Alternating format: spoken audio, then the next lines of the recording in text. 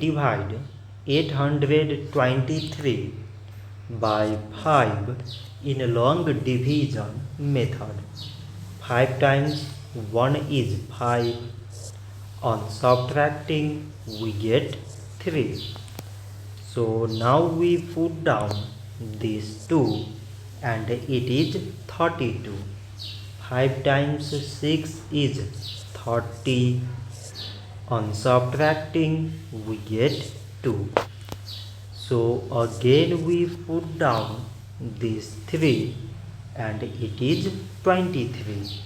5 times 4 is 20. On subtracting we get 3. So now we have no any other number to put it down.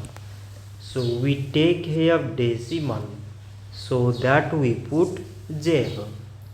So it is 30 and 5 times 6 is 30. On subtracting we get 0. So 823 divided by 5 is 164.6.